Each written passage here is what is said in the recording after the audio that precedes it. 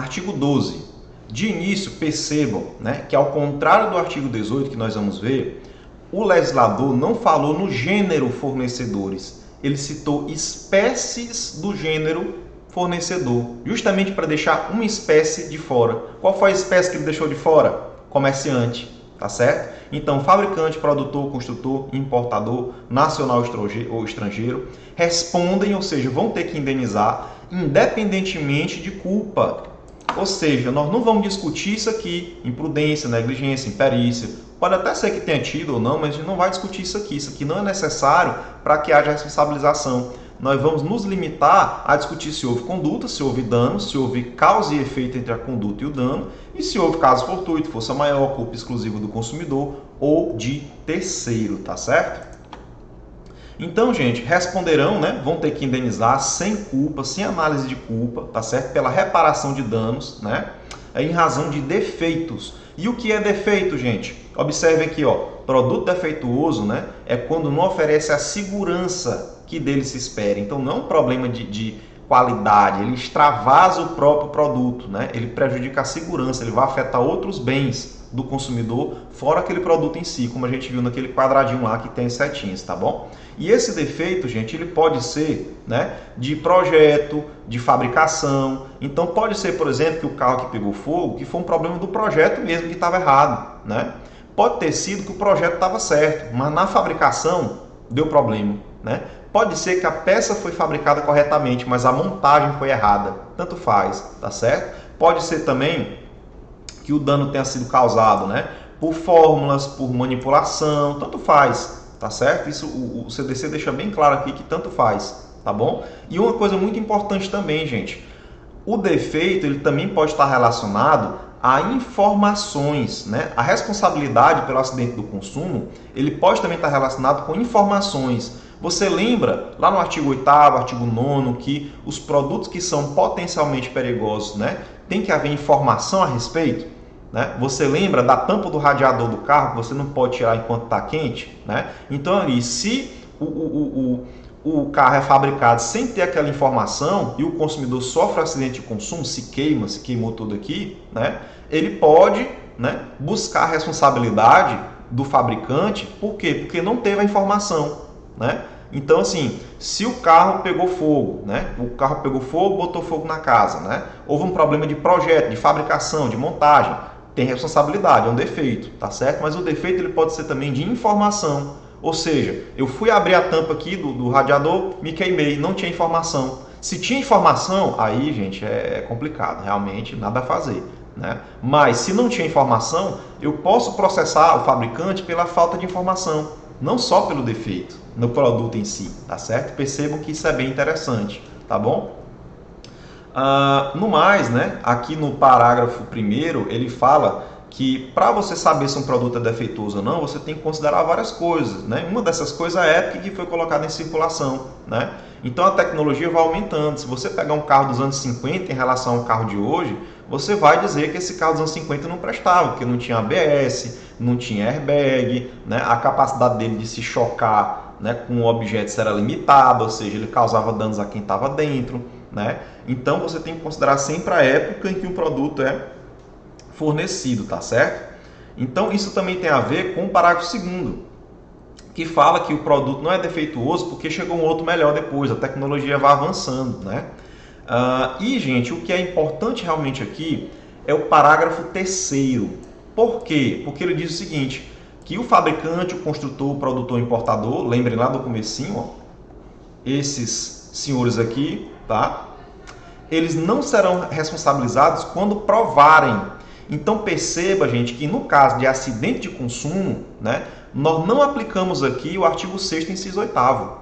Nós não aplicamos esse dispositivo, tá? É o que a gente chama de inversão do ônus da prova, né? Ope legis, pela lei.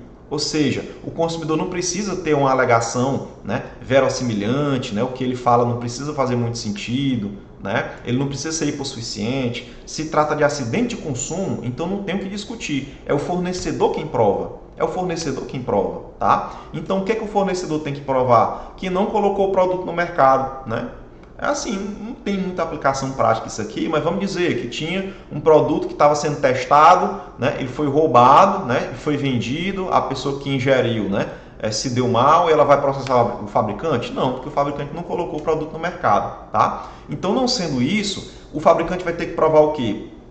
Que o defeito inexiste ou que há culpa exclusiva do consumidor ou de terceiro. Vocês estão lembrando da imagem que eu mostrei? Defeito inexiste ou culpa exclusiva de consumidor ou de terceiro. Vamos voltar? Então, quando ele fala, gente, que o defeito inexiste, né, ele vai mostrar o quê? Que não houve dano, né? Vai mostrar que não houve uma conduta do fornecedor que gerou um dano, né? Ou ele vai mostrar o quê? Que houve caso fortuito, que houve força maior, né? Está implícito, mas de acordo com a letra da lei que está expressa, ele vai mostrar o quê? Culpa exclusiva do consumidor ou de terceiro. Tá certo? Agora nós vamos ver alguns exemplos práticos para a gente ilustrar isso, tá certo? Vamos lá. Vejam só, gente, como isso aqui está na vida da gente, tá? Essa notícia aqui foi de dias atrás. Carro pega fogo no Parque das Crianças. Ou seja, do nada, um carro deu um curto-circuito e pegou fogo, né? Inicialmente, isso é um vício de produto, tá? É artigo 18. Mas, se por exemplo, tinha alguém dentro e morreu queimado, né? Enfim, hipoteticamente, aí a gente já tem um fato do produto. Se, por exemplo, eu deixei o meu celular, o meu notebook dentro do carro, né? E pegou fogo, nós já temos um fato do produto, porque não se limita apenas ao carro, me causou outros danos, tá certo? Então vejam como isso, gente, faz parte da nossa vida. Veja um outro exemplo aqui, ó. 2 casos recentes em que um carregador de celular, né, dá problema e a casa pega fogo, né? Isso acontece como? Né? Principalmente com carregador pirata, principalmente, né? Você coloca o celular para carregar, né? Às vezes você tira o celular e deixa na tomada, né? Aquela pontinha, né? Eletrizada. Então, muitas vezes, gente, isso gera a queima da casa toda, né? Então, nós temos um fato do produto, né? É claro, se você está usando um carregador pirata, assim, você não vai conseguir responsabilizar o fabricante original, né? Você talvez vai ter que responsabilizar o comerciante, né, no artigo 13, né? Mas aí você vai responsabilizar pela queima da sua casa um camelô, o que você vai conseguir? Né? Como é que você vai provar que comprou no camelô? Como é que você vai achar patrimônio do camelô para ser indenizado? Né? Por isso que a gente tem que se cuidar também, a gente tem que procurar, né, se ajudar, né, para que o PROCON possa nos ajudar, tá certo? Então, gente, nesses 2 casos práticos aqui, vamos ver, né? Nós temos que, se a gente for querer processar, né, no caso, por exemplo, o fabricante do carro, né, a gente tem que ver se é uma conduta. Será que ele realmente, o fabricante, ele fez algo errado para que aquilo acontecesse? Né? Será que houve dano? Né? O dano a gente viu na foto, o dano aconteceu. Mas será que houve um nexo causal entre a conduta de fabricar, né, e o dano? Será que houve isso? Será que houve culpa exclusiva minha? Né? Como é que eu caracterizo que a culpa exclusiva é minha? Eu não fiz a manutenção. Eu comprei um carro, passei 10 anos utilizando, nunca levei na oficina, né? A gente pode discutir, né, que houve culpa exclusiva minha. Ou culpa exclusiva de terceiro. Por exemplo, pode ser que o mecânico, né, foi mexer no carro, deixou uma coisa lá mal feita e o carro pegou fogo. Né? Pode ser que um vândalo, né, passou, jogou um coquetel molotov no carro, o carro pegou fogo. Né? Então, culpa exclusiva de terceiro. Né? Isso rompe o nexo causal e eu não vou poder, né, atribuir o meu dano, né, para ser indenizado à conduta do fabricante, tá certo? Vamos ver mais aqui. Outros exemplos, né? Nasci de um remédio que não deu certo, diz filha de pílula de farinha. Eu não sei se vocês lembram, gente, mas há anos atrás, né, ocorreu um problema, né, em pílulas, né, em anticoncepcionais. Não era um remédio, era um pílula de farinha. Né? Veja como é interessante. Você lembra daquela questão que a gente falou, das fórmulas, manipulação? Pois é, isso é um defeito, né, um defeito do produto. Continuando aqui, gente, veja só como isso faz parte do nosso dia a dia. Uma notícia aqui de 2017. Diarreia por lanche estragado gera indenização de 5 mil por danos morais. Então veja só aqui, ó. Deixa eu aumentar aqui para vocês. A empresa é responsável mesmo sem culpa, né? Ou seja, para comprovar o nexo causal, o homem apresentou um relatório médico com horário de entrada e saída do hospital. Percebam, gente, que tudo isso aqui, né, a gente vai encontrar lá no nosso mapa, tá certo? Olha só, nexo causal, nexo causal entre a conduta do fornecedor e o dano que ele teve, né? Ele teve que provar esse nexo causal, tá certo? Ele apresentou elementos, pelo menos para mostrar que a alegação dele era verossimilhante, para que o juiz pudesse, digamos assim, inverter o ônus da prova, tá certo? E isso se considerado o artigo 6º, inciso 8º, tá? Mas sempre lembrando que, como se trata, né, de uma alegação de fato do produto, né,